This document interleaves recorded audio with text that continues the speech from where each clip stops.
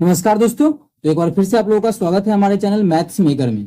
Daily की तरह देखिए आज भी लेके आए सभी क्वेश्चन। रेलवे का क्वेश्चन है, जो भी रेलवे के एग्जाम में पूछा गया है वो सभी क्वेश्चन आप लोग के सामने है। जो भी रेलवे का एग्जाम हुआ, चाहे जेई का हो, एएलपी का हो, एनटीपीसी का, आरपीएफ का, ग्रुप डी का, सभी का मिक्स प्रश्न है। ठीक है, क्योंकि सभी का एक वैकेंसी आ चुका है, तो सभी का हम प्रीवियस ईयर हम लोग लगा लेते हैं। कहीं भी दिक्कत हो तो आप लोग जरूर पूछा करें, कमेंट में क्वेश्चन को टाइप कर सकते हैं। जो भी क्वेश्चन नहीं बनता है उसका हम वीडियो बना देंगे, अगर ज्यादा क्वेश्चन हुआ तो सब मिला के एक दूं। ठीक है, चलिए हम लोग पहला क्वेश्चन से स्टार्ट करते हैं। तो ये रहा हमारा पहला क्वेश्चन। तो देखिएगा पहला क्वेश्चन क्या है।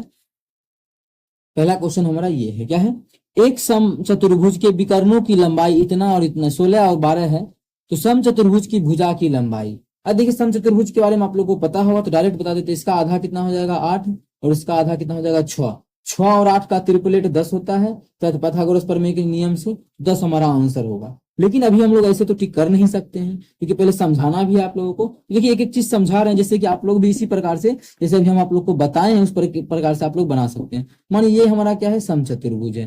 क्या है ये, समचतुर्भुज है। ठीक है, चलिए इतना बड़ा नहीं, इतना छोटा बनाते हैं। ये हमारा समचतुर्भुज है। तो समचतुर्भुज का विकर्ण, विकर्णों का लंबाई दिया है तो विकर्ण का भी बात किया है। चलिए हम लोग विकर्ण भी बना लेते हैं। समचतुर्भुज का विकर्ण ये हमारा है, और एक विकर्ण हमारा ये है। ठीक है, ये बन गया समचतुर्भुज का विकर्ण। अब देखिए समचतुर्भुज के विकर्ण का लंबाई दिया हुआ है, तो मानिए ये हमारा ए है, ये बी है, ये सी है और ये डी है। जिस विद्यार्थी को लगता है जल्दी बता दीजिए तो उसके लिए शुरू में ही बता दिए जल्दी से।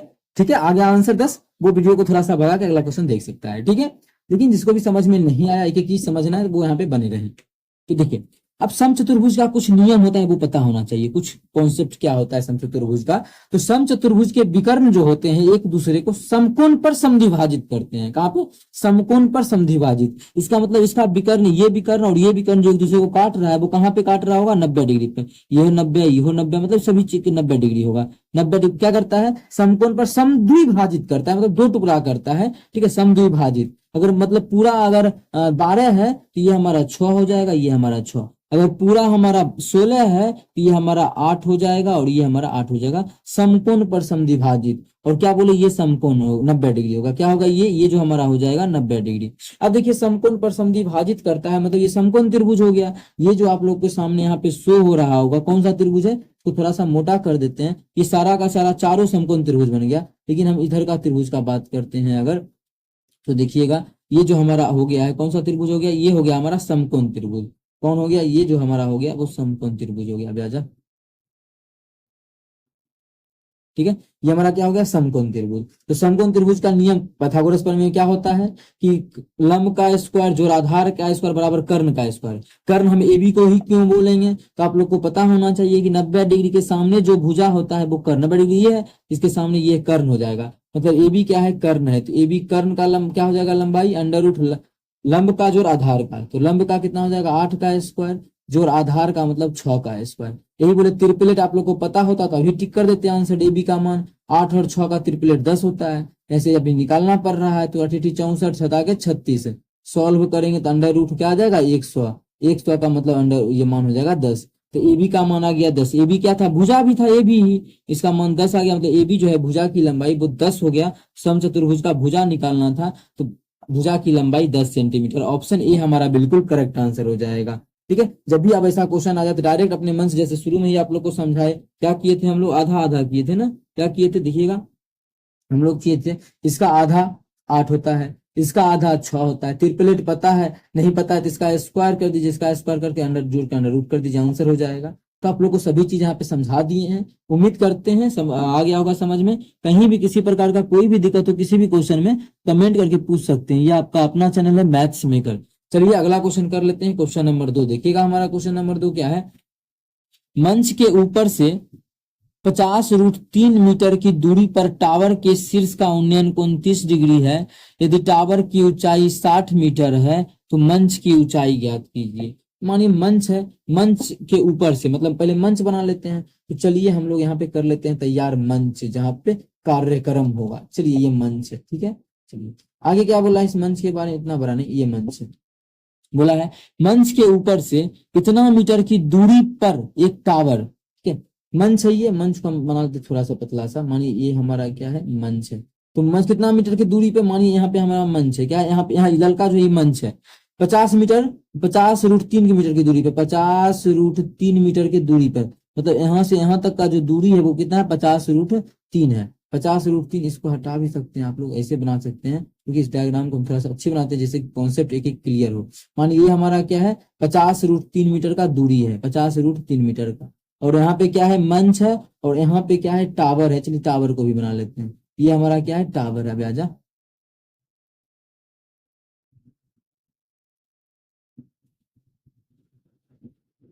बात समझ में आ रहा होगा, इतना इतना तो आप लोगों को समझ में आ ही रहा होगा। ठीक है, चलिए, टावर है ये, टावर का ऊंचाई दिया है 60 मीटर, टावर जो है ऊंचाई वो 60 मीटर है, और ये आधार भी दिए दिया है, ये है क्या दिया है कि 50√3 मीटर ऊंचे की दूरी पर एक टावर के शीर्ष का उन्नयन कोण 60 डिग्री है। एक शीर्ष का उन्नयन कोण, मतलब ये शीर्ष ये है टावर का, इसका जो उन्नयन कोण है वो दिया हुआ है कितना, 30 डिग्री का, मतलब ये हमारा जो कोण दिया है उन्नयन कोण वो 30 डिग्री दिया हुआ है। कितना दिया है, 30 डिग्री दिया हुआ है। ठीक है, यदि टावर की ऊंचाई जो है, ठीक है, 60 मीटर है, टावर कितना ऊंचा है, ये टावर है, इसकी ऊंचाई 60 मीटर है, ये 60 मीटर है। तो क्वेश्चन में बोला क्या है कि मंच की ऊंचाई, तो मंच का ऊंचाई तो उस समय जो बनाए थे वो डायग्राम हमारा क्या था, बिल्कुल सही था, लेकिन समझाने के लिए आप लोग ये बनाए, ये जो मंच, अब देखिए मंच दिख रहा होगा, ये मंच का ऊंचाई ज्ञात करना है। ठीक है, ये मंच का ऊंचाई, ये हमारा टावर है। ठीक है, अब देखिए पूरा का पूरा हमारा क्या है, 60√3 है। बात समझ में आ गई। अच्छा ये समझिएगा, ये हमारा क्या है, 50√3, तो यहाँ पर ये भी हमारा कितना होगा, 50√3 ही होगा, और ये हमारा मंच होगा एक्स। अच्छा समझिएगा एक चीज, और यहाँ पे एक चीज हम इसको मिटा के समझाते हैं।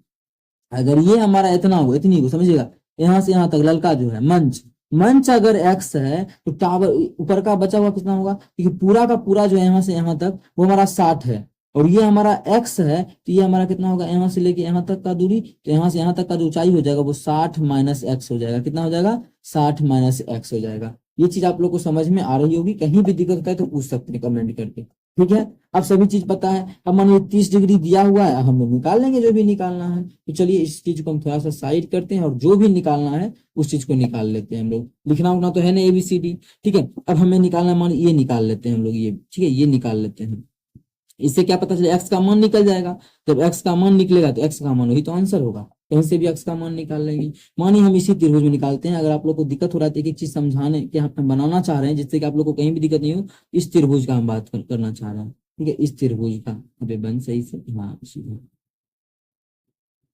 ये इस त्रिभुज का दिख रहा होगा। इस त्रिभुज में कौन सा फॉर्मूला लगा दे, तो आप बोलिएगा कि टेन का लगा दीजिए। क्यों, क्योंकि इससे तो कोई मतलब ही नहीं करने से। अब कर्ण हमारा आता है इसमें साइन में, कॉस में, सेक में, कौसेक में, टेन और कॉट में ही टर्न, टेन हमारा कर्ण नहीं आता, तो टेन या कॉट का ही लेंगे। तो टेन 30 ले लेते हैं, तो टेन 30 का क्या होता है, टेन थीटा बराबर होता है लंब बटा आधार। लंब क्या है हमारा 60√3, तो 60 माइनस एक्स, लंब बटा आधार। आधार देखिए कितना दिया है, ये हमारा दिया है 50√3, यहाँ पे लिख देते हैं 50√3। देखिए बहुत ही आसान तरीका है, ये सब नहीं लिखना है, 10 60 का डायरेक्ट मान लिखना था। यहाँ पे कितना, 1/√3, तो टाइम यहाँ पे सेविंग होगा इसी सब में। ठीक है, यहाँ से √3 से √3 खत्म हो गया, कोना कोनी गुना करेंगे, क्या हो जाएगा, 60 माइनस एक्स बराबर 50। जब सॉल्व करेंगे तो एक्स माइनस एक्स बराबर क्या जाएगा, 10। इसका मतलब हमारा जो मान निकल गया वो 10 निकल गया। कितना निकल गया, 10 हमारा किस चीज का मान निकल गया, तो 10 जो आप लोग के सामने आके तैयार है, मंच की क्या, मंच की ऊंचाई ज्ञात करें। हमें मंच का ऊंचाई ज्ञात करना था, जो कि कितना हो गया, मंच का ऊंचाई 10 मीटर। कितना, 10 मीटर मंच का ऊंचाई। ऑप्शन है तो भी नहीं, हाँ है, बिल्कुल हमारा ऑप्शन बी में है, मंच का ऊंचाई जो हो जाएगा वो 10 मीटर हो जाएगा। आप लोगों को हम एक एक चीज समझा के बनाए हैं। कहीं भी दिक्कत अगर होता है किसी भी क्वेश्चन में तो बिल्कुल आप लोग पूछ सकते हैं। ठीक है, उसके लिए आप लोग को पूरा फिर दिए हुए हैं, यहीं से आप लोग को बनाना था। अगर इतना बिना लिखे तो देखिए, अगर ये कितना दिया है, 30 डिग्री दिया है, तो 30 डिग्री के सामने वाला कितना अनुपात में होता है, 1 अनुपात में, और ये होता है हमारा √3 के अनुपात में।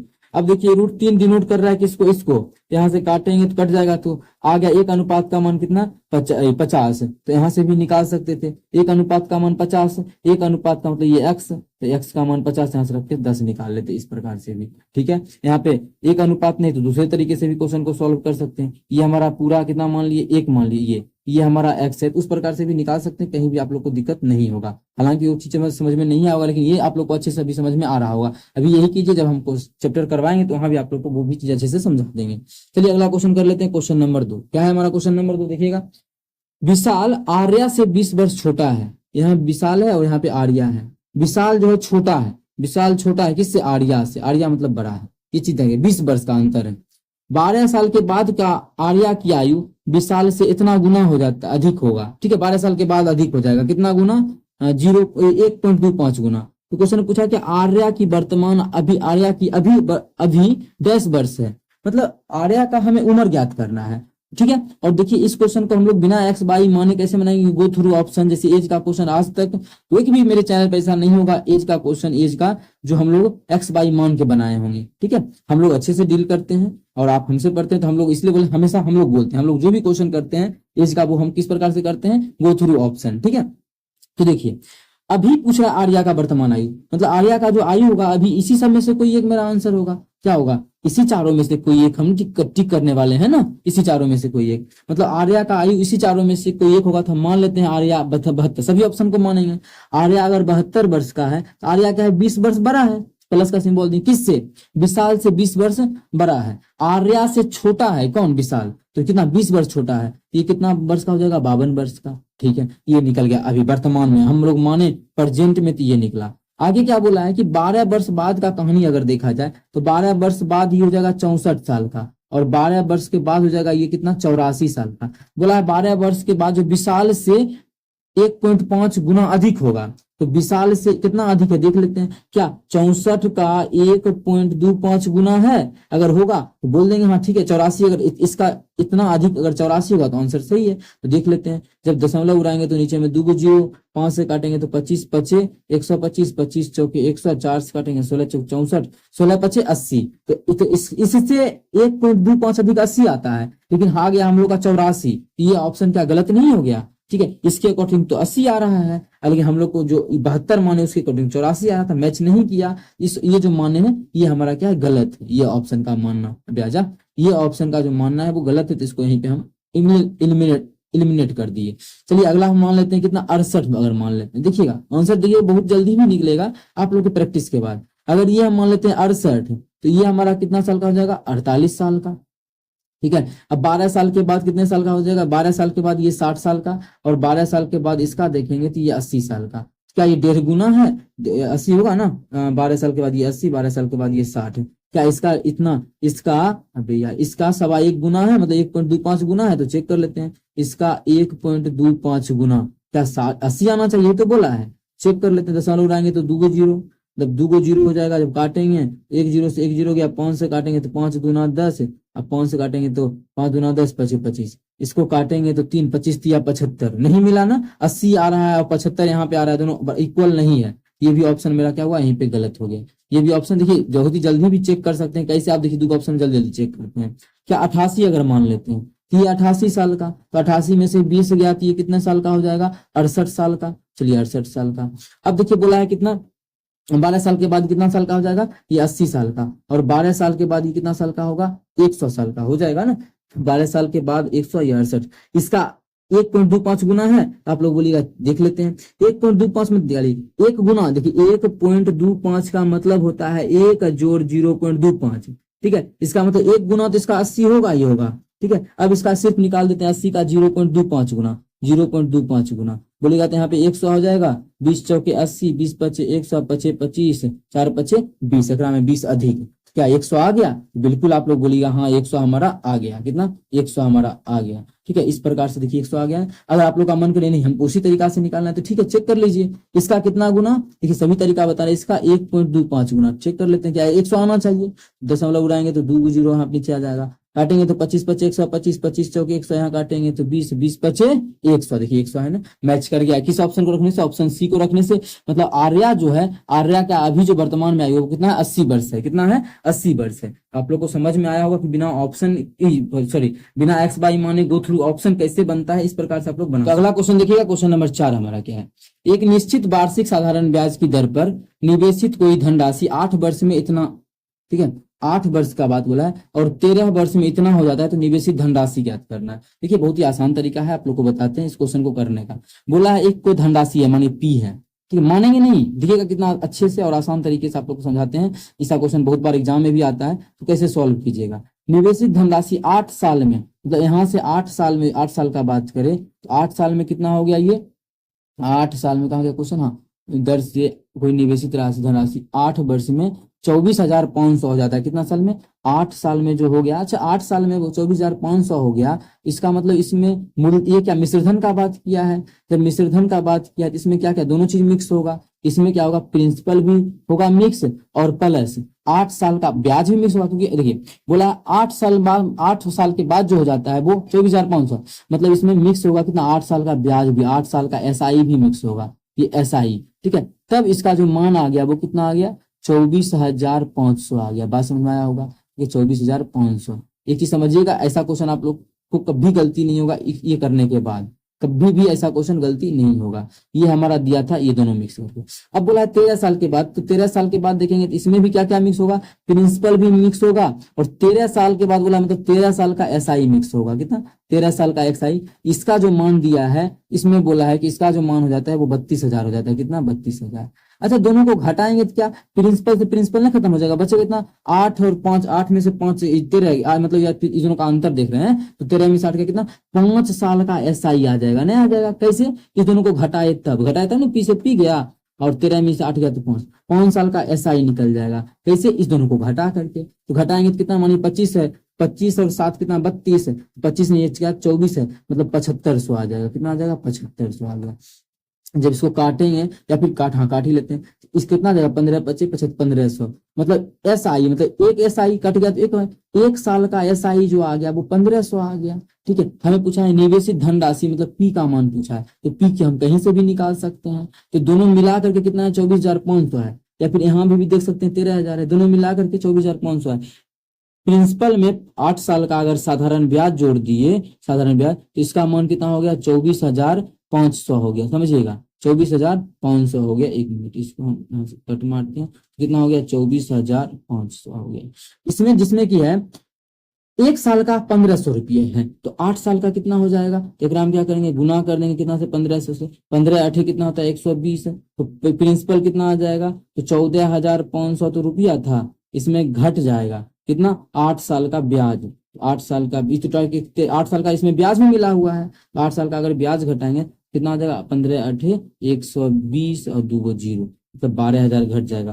प्रिंसिपल जो आ जाएगा वो आ जाएगा 12,500। ठीक है, तो 12,500 ऑप्शन ए में है, तो ऑप्शन ए हमारा बिल्कुल करेक्ट आंसर हो जाएगा। कौन सा ऑप्शन? Option A. उम्मीद करते हैं दोस्तों समझ में आ गया होगा। कहीं भी किसी प्रकार का कोई भी दिक्कत हो किसी भी क्वेश्चन में, कमेंट करके पूछ सकते हैं। ये आपका अपना चैनल है मैथ्स मेकर। अगर अच्छा लगता है, क्वेश्चन समझ में आता है, तो अपने सभी दोस्तों के साथ इस वीडियो को ज्यादा से ज्यादा शेयर करें। अगर आप लोग चैनल पे नए हैं तो हमारे चैनल मैथ्स मेकर को सब्सक्राइब करें। चलिए अगला क्वेश्चन कर लेते हैं। क्वेश्चन नंबर 5 देखिएगा। क्वेश्चन नंबर 5 क्या है? ए किसी कार्य को 40 दिनों में पूरा कर सकता है। ये जो है किसी कार्य को 40 दिनों में पूरा कर सकता है। आगे बोला है यदि ए और बी एक साथ मिलकर उसी काम को करे तो 30 दिनों में पूरा कर सकता है। अगर ए और बी दोनों मिलकर उस काम को करे तो वही काम बोल रहा है कि 30 दिनों में पूरा हो जाता है। 30 दिन ना, 30 दिन में। तो बी अकेले उस काम को कितने दिनों में करेगा? ऐसा क्वेश्चन बहुत सारा आप लोग को हम करवा चुके हैं। बी अकेले कितना दिनों में करेगा? तो एलसीएम ले लेते हैं। इसका एलसीएम जो आ जाएगा कितना आ जाएगा? दोनों से भाग लगे, ऐसा कौन सा संख्या है? 60 है? नहीं है, 120 हमारा है। क्या है? 120 हमारा है। ठीक है, एलसीएम अगर मन करे तो इसके मल्टीपल का कुछ भी मान सकते हैं। इसके 240 मान सकते हैं, इसके मल्टीपल का 360 मान सकते हैं। ये मानते हैं कि छोटा मान होता है, एलसीएम लोएस्ट होता है। ठीक है, ये जो आता है हम लोग टोटल काम मान लेते हैं इसको, कितना यूनिट काम हमारा रहा होगा, इतना यूनिट। अब देखिए अकेला करता है तो 40 दिन में सब काम कर लेता है। 40 दिन में सब काम का मतलब हम लोग माने 120 काम। 40 दिन में 120 काम, तो एक दिन में कितना काम करेगा? ये 3 यूनिट। यहाँ से निकालेंगे तो एक दिन में 4 यूनिट। अगर हम इसमें ए का हटा देंगे तो बी ए काम बचेगा, क्योंकि इसमें जो मिक्स है ए और बी दोनों है। ए अकेला 3 करता है एक दिन में और दोनों मिलकर 4 करता है। इसका मतलब बी जो करता होगा 1 करता होगा। बस समझ में आया? ए अकेला 3 कर लेता है, दोनों को मिलाते हैं तो ये घंटा में 4 कर लेता है। इसका मतलब 4, इसमें तो 3 हिस्सा ए का है, तो 1 हिस्सा जो है वो बी का है। हमें पूछा है बी जो है सब काम को कितना दिनों में करेगा? टोटल काम कितना है? 120। यही काम है ना, एक दिन में 1 काम करता है, 1 से भाग कर देंगे, मतलब 120 काम को कितना दिनों में करेगा? बी 120 दिनों में करेगा। 120 दिन में 120 हमारा किस ऑप्शन में है? ऑप्शन हमारा डी में है, तो ऑप्शन डी हमारा बिल्कुल करेक्ट आंसर हो जाएगा। कौन सा ऑप्शन? Option D. उम्मीद करते हैं दोस्तों समझ में आ गया होगा। कहीं भी किसी प्रकार का कोई भी दिक्कत हो किसी भी क्वेश्चन में, कमेंट करके पूछ सकते हैं। ये आपका अपना चैनल है मैथ्स मेकर। अगर अच्छा लगता है, क्वेश्चन समझ में आता है, तो अपने सभी दोस्तों के साथ इस वीडियो को ज्यादा से ज्यादा शेयर करें। अगला क्वेश्चन देखिएगा जो कि बहुत ही बेहतरीन और आसान भी है। क्या क्वेश्चन? 10 पे पावर 9 गुना 10 पे पावर 2 भागा। सर भागा का मतलब क्या होता है, गुना 1/10 पे पावर 3, कुछ कटेगा क्या, तो 3 गोस खत्म हो जाएगा, कितना 2 गो, यहाँ पे 1 गो, मतलब 10 पे पावर 8 बच जाएगा। तो 10 पे पावर 8 हमारा पहला ही ऑप्शन में है, तो पहला ऑप्शन हमारा बिल्कुल करेक्ट आंसर हो जाएगा। कौन सा ऑप्शन, पहला ऑप्शन। उम्मीद करते हैं दोस्तों समझ में आ गया होगा। कहीं भी किसी प्रकार का कोई भी दिक्कत हो किसी भी क्वेश्चन में, कमेंट करके पूछ सकते हैं। चलिए मिलेंगे नेक्स्ट वीडियो में इसी प्रकार का बेहतरीन क्वेश्चन लेके। Thank you.